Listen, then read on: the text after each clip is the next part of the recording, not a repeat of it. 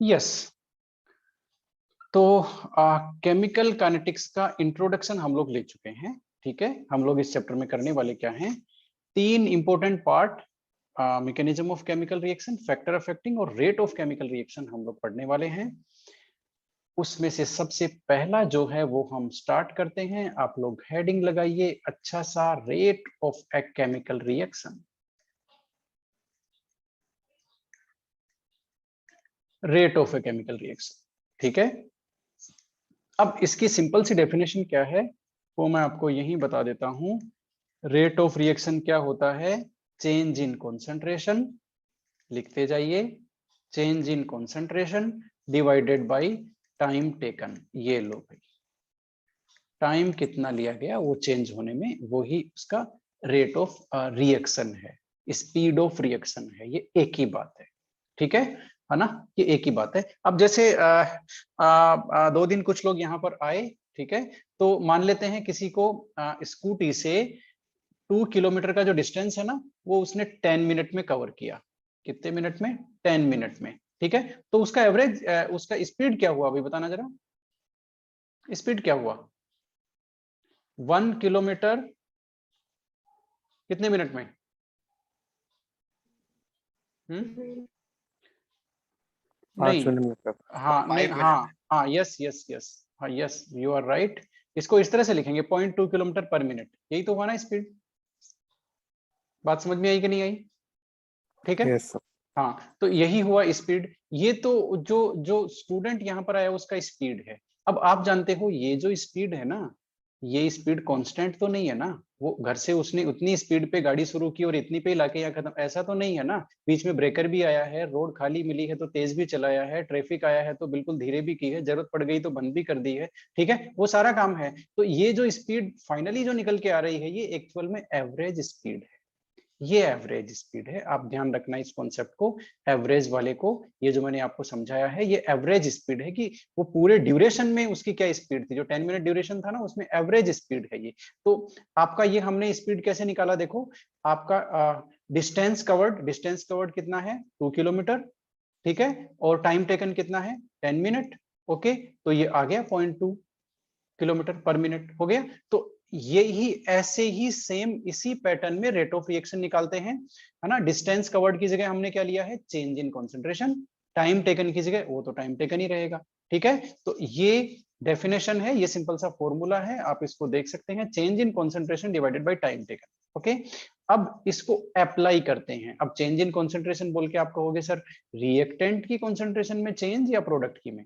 बात समझ में आई है आपको, रिएक्टेंट की कॉन्सेंट्रेशन में चेंज या प्रोडक्ट की में? और दूसरी बात, मान लेते हैं रिएक्टेंट 2 है तो कौन से रिएक्टेंट की कॉन्सेंट्रेशन में चेंज, और प्रोडक्ट मान लेते हैं 5 है तो कौन से प्रोडक्ट की कॉन्सेंट्रेशन में चेंज? बात समझ में आई आपको? ये 2-3 कॉन्सेप्ट हैं कि रिएक्टेंट भी ले सकते हैं और प्रोडक्ट भी ले सकते हैं, या फिर कोई भी प्रोडक्ट ले सकते हैं या कोई भी रिएक्टेंट ले सकते हैं। 2 पॉइंट है यहाँ पर, ठीक है। तो आप इसकी डेफिनेशन लिख लीजिए, आपको ये क्लियर हो जाएगा। राइट दिस डेफिनेशन, डेफिनेशन लिख लीजिए, मैं फटाफट बोल देता हूं। Rate of a reaction is the change in concentration, rate of a reaction, rate of a reaction is the change in the concentration, is the change in concentration, rate of a reaction is the change in concentration of any of the reactants, any of the reactant or products, any of the reactants or products in unit time, in unit time, है ना, per unit time में किसी भी reactant या किसी भी product की concentration में जो चेंज आ रहा है that is rate of reaction. दोनों क्वेश्चन के आंसर हो गए हैं, आपको बात समझ में आ गई है।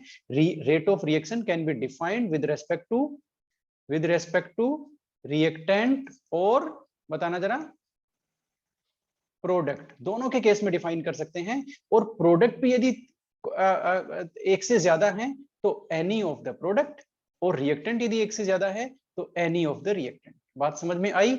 ये आपको डेफिनेशन के जो एलिमेंट थे वो मैंने क्लियर कर दिए हैं, ये कंप्लीट डेफिनेशन हो गई है, ठीक है। अब हम चलते हैं किस तरह से इसका जो ये जो फॉर्मूला है हमारा, change in concentration divided by time taken, ठीक है, इसको किस तरह से हम प्रोसीड कराते हैं।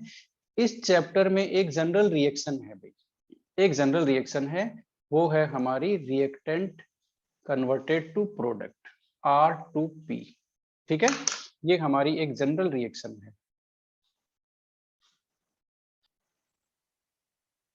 ये जो रिएक्शन है R2P, ये हम लोग कई बार लेंगे, ये जनरल रिएक्शन है, ठीक है। अब हम देखते हैं रेट ऑफ रिएक्शन कैसे लिखेंगे, रिएक्टेंट के टर्म में कैसे लिखते हैं, प्रोडक्ट के टर्म में कैसे लिखते हैं, ठीक है। इसके लिए एक ग्राफ आपको मैं बता रहा हूं, ये आपके, इसको भी हम कई बार यूज लेंगे इस ग्राफ को भी, ठीक है। ये तो है आपका टाइम और ये है आपका कॉन्सेंट्रेशन, ठीक है, बात समझ में आ गई। ओके, यहाँ है 0 टाइम। ओके, अब 0 टाइम पे हमारे पास रिएक्टेंट है या प्रोडक्ट है, हमारे पास केवल रिएक्टेंट है, उसकी कॉन्सेंट्रेशन है यहाँ पर, ये है R, ठीक है। और प्रोडक्ट की कॉन्सेंट्रेशन तो कुछ ही नहीं है, 0 है बेचारे की, तो ये है प्रोडक्ट की कॉन्सेंट्रेशन। बात आपको समझ में आ गई, ठीक है। 0 टाइम पे प्रोडक्ट की कॉन्सेंट्रेशन कितनी है, 0 है, ठीक है। अब जैसे जैसे टाइम पास होगा, जैसे जैसे टाइम पास होगा, रिएक्टेंट की कॉन्सेंट्रेशन क्या होती है बताना जरा, डिक्रीज होगी या इंक्रीज होगी सर? कम हो जाएगी सर। Yes, decrease. रिएक्टेंट की कॉन्सेंट्रेशन होगी डिक्रीज, रिएक्टेंट का जो कॉन्सेंट्रेशन का ग्राफ है वो इस तरह से चलता रहेगा, ठीक है। प्रोडक्ट की जैसे जैसे रिएक्टेंट की कॉन्सेंट्रेशन कम होगी, साइमल्टेनियसली प्रोडक्ट की कॉन्सेंट्रेशन इंक्रीज होती चली जाएगी, और उसका ग्राफ आप देख रहे हो कैसे बनेगा, ठीक है। ये लो, ये भी इस तरह से चलता रहेगा। एक पर्टिकुलर टाइम ऐसा आएगा, ये वाला टाइम ऑलमोस्ट देखो, जहां जैसे मैंने ग्राफ बनाया है उसमें ऑलमोस्ट ये वाला टाइम वो है जिसके बाद में रिएक्टेंट और प्रोडक्ट की कॉन्सेंट्रेशन में चेंज होना बंद हो गया। बात समझ में आ गई क्या आपको, देखना जरा, इस पॉइंट के बाद में प्रोडक्ट की कॉन्सेंट्रेशन में कोई चेंज नहीं हो रहा, और इस पॉइंट के बाद में रिएक्टेंट की कॉन्सेंट्रेशन पे कोई चेंज नहीं हो रहा, तो ये इतना टाइम जो आएगा ना, उस पर रिएक्शन ने क्या अचीव कर लिया बताना जरा, इक्विलिब्रियम। इतने टाइम पे क्या अचीव कर लिया इसने, रिएक्शन ने इक्विलिब्रियम अचीव कर लिया, ठीक है, रिएक्शन अचीव्स इक्विलिब्रियम, ठीक है। तो ये एक रिएक्शन का एक जनरल ग्राफ है, रिएक्टेंट की कॉन्सेंट्रेशन डिक्रीज होती है, प्रोडक्ट की कॉन्सेंट्रेशन साइमल्टेनियसली इंक्रीज होती है, एक टाइम के बाद में दोनों की कॉन्सेंट्रेशन में इंक्रीज होना डिक्रीज होना बंद हो जाता है। वो टाइम वो होता है जब रिएक्शन इक्विलिब्रियम अचीव कर लेती है। उस सिचुएशन में जितना रिएक्टेंट प्रोडक्ट में कन्वर्ट होता है, सेम उतना प्रोडक्ट रिएक्टेंट में रिवर्ट हो जाता है, कन्वर्ट हो जाता है।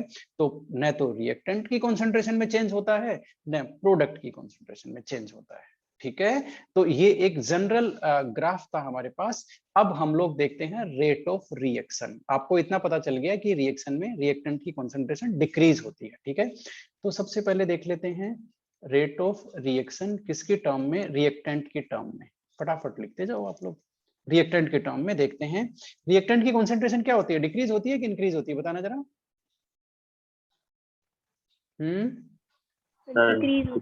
Yes, decrease in concentration of reactant, ठीक है, डिवाइडेड बाय टाइम टेकन। बात सही है,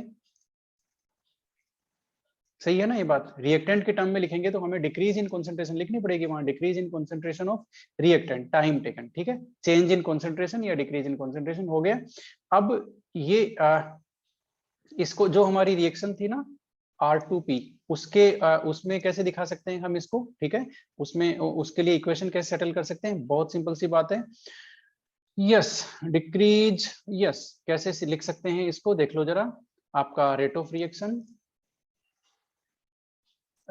reaction is equal to negative, reactant के टर्म में जब भी लिखते हैं नेगेटिव लगता है, ध्यान रखना इस चीज को, very very important point. Always when you are going to write the rate of reaction in terms of reactants, you will place the sign negative. You will place the sign negative before the formula. Yes, this is the change in concentration of reactant. Okay, sir एक बात पूछनी थी। एक minute रुको। हमने minus ये हो गया माइनस, हाँ मैं बताऊंगा अभी, ठीक है। ये हमने माइनस साइन का सिग्निफिकेंस क्या है, ये हमारा 1 मार्क्स क्वेश्चन है, ठीक है, उसको हम लेने वाले हैं अभी। आप लोग अभी इतना देखिए, रिएक्टेंट के टर्म में लिख रहे हैं तो आपको माइनस साइन ऐड करना पड़ेगा।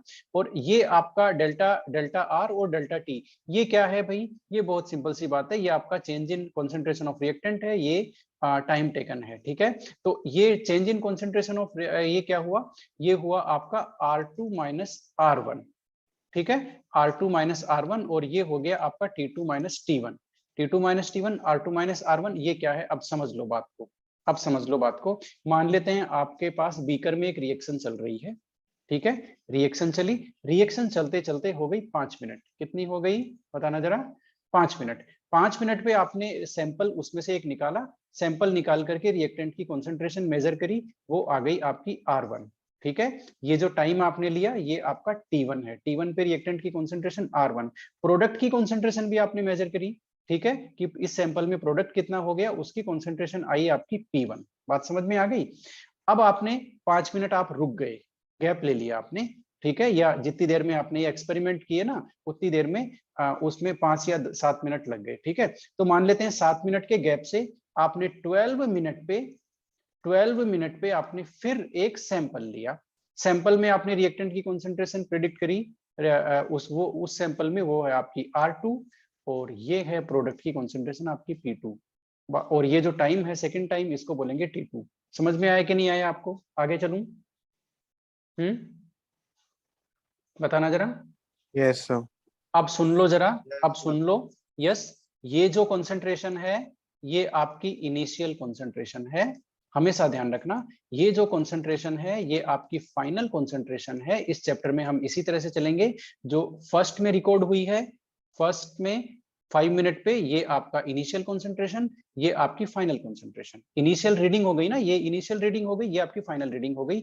आप जब भी डिफरेंस निकालेंगे, सुन लो भाई, इस पूरे चैप्टर के लिए है ये, आप जब भी डिफरेंस निकालेंगे हमेशा फाइनल माइनस इनिशियल करेंगे, final concentration minus initial concentration, final time minus initial time, ठीक है, फाइनल माइनस इनिशियल करेंगे आप। अब आप फाइनल माइनस इनिशियल करेंगे तो फाइनल कॉन्सेंट्रेशन क्या है रिएक्टेंट के टर्म में, R2, ठीक है, और उसके टर्म में क्या है, प्रोडक्ट के टर्म में सॉरी इनिशियल कॉन्सेंट्रेशन क्या है, R1, तो R2 माइनस R1 क्या हो जाएगा आपका, ये हो जाएगा आपका डेल्टा और स्क्वायर ब्रैकेट में R। अब आप कहोगे सर स्क्वायर ब्रैकेट में R क्या है, तो स्क्वायर ब्रैकेट इंडिकेट करता है मोलर कॉन्सेंट्रेशन को, ये हमने लास्ट इक्वेशन में भी ये बात सीखी थी क्या, बताना जरा, स्क्वायर ब्रैकेट किसको इंडिकेट करता है, बताना जरा, मोलर कॉन्सेंट्रेशन को, ठीक है। तो रेट ऑफ रिएक्शन रिएक्टेंट की टर्म में क्या हो गया, या तो आप ऐसे लिख दो जिसको मैंने भी किया है गोला, या आप ऐसे लिख दो, ठीक है। अच्छा माइनस साइन इसमें भी रहेगा भाई, ये देखो मैं भूल गया ना, आप मत भूलना, रिएक्टेंट की टर्म में आप जब भी लिखते हैं माइनस साइन आपको सबसे पहले लिखना है, ठीक है, ओके। या आप ऐसे लिख दो, हम लोग हमेशा ऐसे लिखेंगे, इसी के साथ चलेंगे। ये आया कहां से, ये इसका रिजल्ट है, ठीक है। आप R2 माइनस R1 करेंगे तो डेल R आ जाएगा ना, ठीक है, डेल T आ जाएगा। देखो T2 माइनस T1 यानी कि फाइनल में से इनिशियल माइनस किया हमने, हमेशा ध्यान रखना फाइनल माइनस इनिशियल, ठीक है, ये पूरे चैप्टर में चलेगा, ओके। अब माइनस साइन की तो मैं बात करूंगा ही, माइनस साइन यहाँ पर क्या इंडिकेट करता है, लिख लो जरा, रिएक्टेंट की कॉन्सेंट्रेशन क्या हो रही है भाई, डिक्रीज हो रही है ना, तो लिख लो negative sign indicates, negative sign indicates decrease in concentration, negative sign indicates decrease in concentration of reactant, ठीक है, रिएक्टेंट की कॉन्सेंट्रेशन में क्या हो रहा है, डिक्रीज हो रहा है, ये कौन बता रहा है, नेगेटिव साइन। समझ में आया आपको। अब नेगेटिव साइन का दूसरा क्या मतलब है वो हम बात करेंगे बाद में, ठीक है, वो बात हम बाद में करेंगे।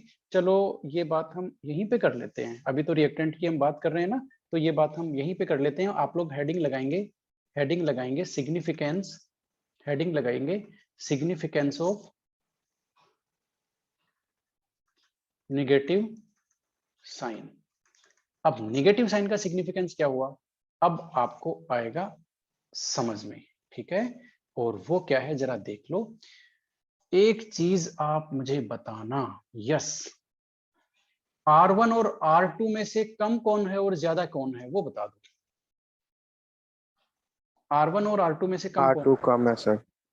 सर R2 कम है R2 एंड कम R1 है। ज्यादा है। यस यस यस यस, तो मान लेते हैं R1 की वैल्यू हम ले लेते हैं 5 मोल, है ना? ठीक है, तो R2 की सपोज हम लोग ले लेते हैं 3 मोल, और हमारा फॉर्मूला है 3 मोल पर लीटर, कॉन्सेंट्रेशन है ना ये, है ना, कॉन्सेंट्रेशन है ये, तो हम better to write capital M, ये अपने आप को मोल पर लीटर में हो गया। ठीक है, ये लो कैपिटल एम मोल पर लीटर। ओके, तो ये हो गया। अब आप R2 माइनस, अब डिफॉल्ट फॉर्मूला है R2 माइनस R1, ये क्या हो जाएगा? 3 माइनस 5 इज इक्वल टू -2। आया कि नहीं आया नेगेटिव, बताना जरा, आया कि नहीं आया, बताओ जरा, आएगा ना? समझ में यस आया कि सर। नहीं आया? अब यदि आप रेट ऑफ रिएक्शन लिखते हैं, देखना जरा, रेट ऑफ रिएक्शन, और नेगेटिव साइन की मैंने जगह छोड़ दी, आप भी जगह छोड़ देना। यहाँ पर डेल्टा आर मान लेते हैं, मैंने नेगेटिव नहीं लगाया, नेगेटिव नहीं लगाया तो डेल्टा आर की वैल्यू क्या आएगी? -2 डिवाइडेड बाई डेल्टा 2, यही आएगी ना? बताना जरा, यही आएगी ना? ठीक है, और फाइनल आंसर आपका नेगेटिव में आएगा कि नहीं आएगा, बताओ? रेट ऑफ रिएक्शन नेगेटिव में आएगा कि नहीं आएगा, बताओ जरा। ओके, अब यस मुझे एक सर। चीज, अब यहाँ मैं कॉन्सेप्ट बता रहा हूं आपको, वो ध्यान से सुनना। रेट ऑफ रिएक्शन कभी निगेटिव नहीं होता, या तो रेट ऑफ रिएक्शन 0 हो सकता है, यानी कि या तो रिएक्शन हो रही है या नहीं हो रही, वो निगेटिव तो नहीं हो सकता ना, बताओ जरा, है ना? तो कॉन्सेप्ट क्या है? Rate of reaction is a positive quantity, ये आप लिख लो इस सेंटेंस को।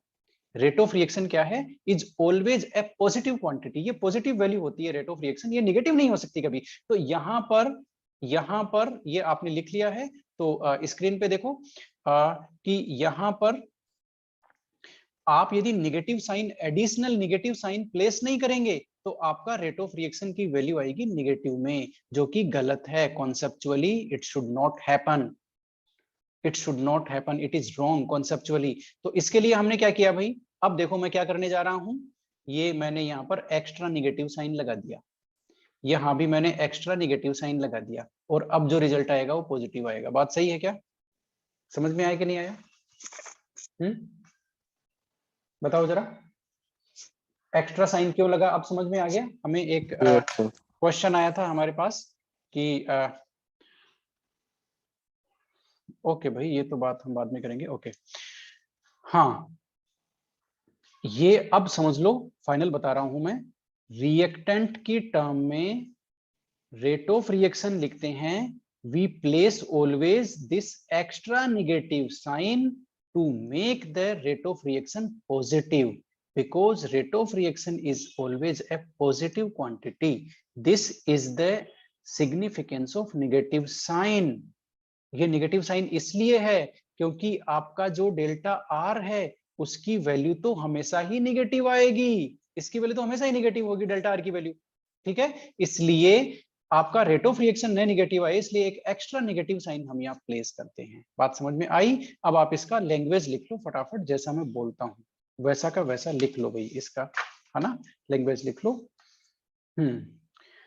Rate of reaction is always a positive quantity, ये तो आपने लिख लिया होगा।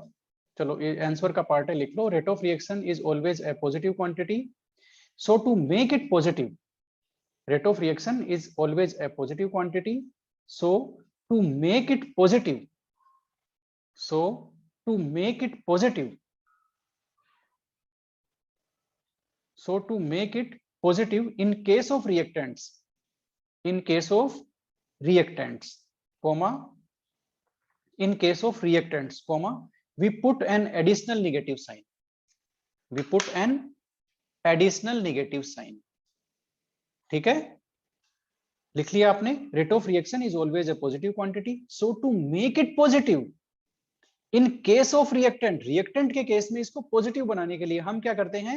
We put an additional negative sign, additional negative sign हम रखते हैं। आपको कहानी समझ में आई?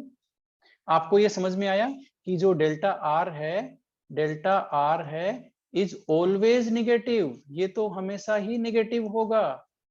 ठीक है, इसलिए आपको ये भी आप लिख सकते हो या ये भी लिख सकते हो, always R1 is greater than R2, ये भी ऑलवेज होगा, जिसकी वजह से आपका ये हमेशा ही नेगेटिव आएगा। तो इसको पॉजिटिव बनाना है भाई, आंसर को नेगेटिव हमने रख दिया। साइन सिग्निफिकेंस ऑफ नेगेटिव आपको समझ में आ गया। और नेगेटिव साइन इंडिकेट क्या कर रहा है? It indicates that concentration of whatever the species is being taken decreases, उसकी concentration decrease हो रही है। ठीक है, तो ये हो गया। अब एक अनऑफिशियल बात, एडिशनल हम क्यों प्लेस करते हैं? ठीक है, अब हम लोग यही जो रेट ऑफ रिएक्शन है वो प्रोडक्ट के टर्म में लिखेंगे। किसके टर्म में लिखेंगे बताना जरा,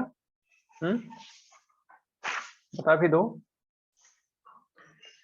प्रोडक्ट की टर्म में हम लोग ये रेट ऑफ रिएक्शन अब लिखने वाले हैं। तो आप लोग क्या लिखोगे प्रोडक्ट की टर्म में? रेट ऑफ रिएक्शन लिखते जाओ। रेट ऑफ रिएक्शन किसकी टर्म में? प्रोडक्ट की टर्म में। और आप लोग जानते हो प्रोडक्ट की तो कंसंट्रेशन इंक्रीज होती है, तो आप लोग क्या लिखेंगे? Increase in concentration of product, ये लो, डिवाइडेड बाई इंक्रीज में कितना टाइम लिया, टाइम टेकन। हो गया। इसको हम कैसे एक्सप्रेस कर सकते हैं? Delta P divided by delta T. बात समझ में आ गई है ना? और यहाँ पर पॉजिटिव साइन लगा भी सकते हैं और नहीं भी लगा सकते, वो कोई मैटर यहाँ पर करता नहीं है। ठीक है, ओके। अब यहाँ पर ये पॉजिटिव साइन क्या इंडिकेट कर रहा है? लिख लो फटाफट। Positive sign indicates the increase को हम इस तरह से लिखते हैं, increase in concentration of product. ठीक है, ये आपका प्रोडक्ट साइन बता रहा है। ये हो गया rate of reaction. Rate of reaction की हमने काफी सारी बात कर ली। बेसिक फॉर्मूला आप इसका ध्यान रखना, change in concentration divided by time taken. ठीक है, ये रेट ऑफ रिएक्शन का फॉर्मूला है। ओके, अब रेट ऑफ रिएक्शन की डेफिनेशन में हम ये देख ही चुके हैं कि रेट ऑफ रिएक्शन किसी भी रिएक्टेंट और किसी भी प्रोडक्ट के टर्म्स में लिखा जा चुका है। ये 2-3 बातें रेट ऑफ रिएक्शन के लिए इंपॉर्टेंट है। अब और क्या इंपॉर्टेंट है? और आपका इंपॉर्टेंट है रेट ऑफ रिएक्शन के लिए unit of rate of reaction. ये लो भाई, ये आपका हेडिंग है, unit of rate of reaction. तो unit of rate of reaction क्या होगा बताना जरा, इसका फॉर्मूला क्या है? ऊपर कॉन्सेंट्रेशन आता है ना, बता दो। Change in concentration divided by time taken. Okay, तो चेंज इन कॉन्सेंट्रेशन, तो फाइनली कॉन्सेंट्रेशन ही हम लिखेंगे, है ना, वो चेंज है उसमें। तो ये हो गया आपका मोल पर litre. Okay, divided by time taken. चलो सेकंड में ले लेते हैं, मिनट आर किसी में भी ले सकते हैं। हम यहाँ पर्टिकुलर जो ज्यादा यूज हो रहा है हमारे चैप्टर में, ज्यादा हम इसी का यूज करेंगे, सेकंड का। तो आपकी वो क्या आ गई भाई, यूनिट क्या आ गई बताना जरा? मोल पर लीटर पर सेकंड आई कि नहीं आई बताना जरा? तो रेट ऑफ रिएक्शन की यूनिट क्या हो गई? मोल पर लीटर पर सेकंड। इतना क्लियर है? ठीक है, ओके। लेकिन एक चीज यहाँ पर प्रॉब्लम है, एक चीज यहाँ पर प्रॉब्लम है। फॉर गैसियस रिएक्शन ये क्या होगा, ये बता दो आप। गैसियस रिएक्शन के लिए आप मोल पर लीटर लिखेंगे क्या? नहीं नहीं नहीं, वो तो उसके लिए लिखते हैं ना हम लोग, जो सॉल्यूशन बनाते हैं लिक्विड सॉल्यूशन, मोल पर लीटर हम उसके लिए एक्सप्रेस करते हैं। तो आपने गैसेस की रिएक्शन कराई, आपने हाइड्रोजन गैस और आयोडीन गैस की रिएक्शन कराई, तो आप मोल पर लीटर थोड़ी ना लिखेंगे। आप क्या लिखेंगे बताओ? गैसेस की कॉन्सेंट्रेशन किस में एक्सप्रेस करते हैं, बोलो? गैसेस की कॉन्सेंट्रेशन किस में एक्सप्रेस करते हैं बताओ? टाइम तो वही रहेगा, लेकिन कॉन्सेंट्रेशन के किस में एक्सप्रेस करोगे? गैसेस की कॉन्सेंट्रेशन पार्शियल प्रेशर में एक्सप्रेस करते हैं, ये लिख लो, लिख लो। ठीक है, कहीं लिख लो, concentration of gases is expressed in terms of partial pressure, लिख लो ये बात। ठीक है, मैं भी यहां लिख देता हूं, कॉन्सेंट्रेशन ऑफ गैसेस। अब मैं पूरा नहीं लिख पाऊंगा, टाइम बहुत लेता है। कॉन्सेंट्रेशन ऑफ गैसेस किसमें, है ना, पार्शियल प्रेशर। ठीक है, अब प्रेशर को तो हम लोग एटमॉस्फेयर में लिखते ही है ना, तो इसकी यूनिट क्या हो गई भाई? फॉर गैसियस रिएक्शन यूनिट क्या हो गई? आप अब एटमॉस्फेयर लिखेंगे पार्शियल प्रेशर के लिए, नीचे आपका सेकंड आ जाएगा, तो यूनिट क्या हो गई? एटीएम पर सेकंड। ये लो, ये आपकी गैस फेज के लिए रेट ऑफ रिएक्शन की यूनिट है, समझ लो, ठीक है। इसमें ज्यादा कुछ नहीं है, आपको कंसंट्रेशन वाला फैक्टर हमें चेंज करना था, वहां मोल पर लीटर में लेते हैं या पार्शियल प्रेशर में लेते हैं, पार्शियल प्रेशर को एटमॉस्फेयर में एक्सप्रेस करते हैं या बार में एक्सप्रेस करते हैं, जो भी आपके पास होगा आप उसको वहां रखेंगे और पर सेकंड में वो यूनिट हो गई, ठीक है। बार यदि है तो बार हो जाएगा, जनरली एटमॉस्फेयर पर सेकंड में इसको एक्सप्रेस करते हैं, हो गया। तो ये हो गया यूनिट। अब गैस फेज रिएक्शन के लिए देखो, गैस फेज रिएक्शन की हम लोग बात कर रहे हैं तो एक चीज और कर लेते हैं, एडिशनल है ना, वो क्या है, इनका जो हमने देखा ना, गैस फेज रिएक्शन के लिए हम पार्शियल प्रेशर ले रहे हैं, ठीक है। तो पार्शियल प्रेशर को मोल पर लीटर में कैसे कन्वर्ट करें, है ना, आपको कभी न्यूमेरिकल सोल्व करना हो और यदि उसकी जरूरत पड़े तो उसके लिए एक फॉर्मूला हम लोग ले रहे हैं।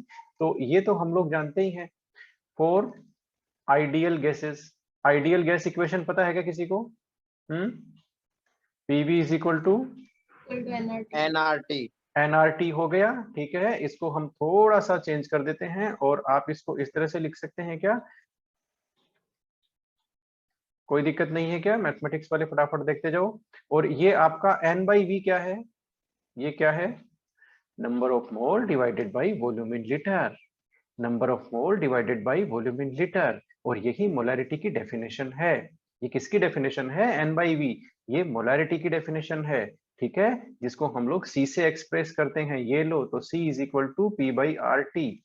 तो ये आपका जो फॉर्मूला है ये किस में आ गया? ये रिलेशन है आपका कॉन्सेंट्रेशन मोल पर लीटर, मोलर कॉन्सेंट्रेशन और पार्शियल प्रेशर में। ये क्या है? रिलेशन बिटवीन C क्या है? मोलर कॉन्सेंट्रेशन, लिखते जाओ, molar concentration and partial pressure of gases. ये लो भाई, हो गया, ठीक है। तो ये हमने यूनिट की बात कर ली और गैस फेज रिएक्शन के लिए जो दो एक्स्ट्रा पॉइंट थे वो भी हमने डिस्कस कर लिए, एक ये और एक गैस फेज रिएक्शंस की यूनिट, ठीक है। यूनिट आपको पता रहेगी, मोल पर लीटर पर सेकंड रेट ऑफ रिएक्शन की यूनिट है, काफी ज्यादा यूज लेंगे इसका। ओके, चलते हैं आगे। ओके, अब मेरे पास कुछ टर्म है, आई हैव सम टर्म्स, ठीक है। आपको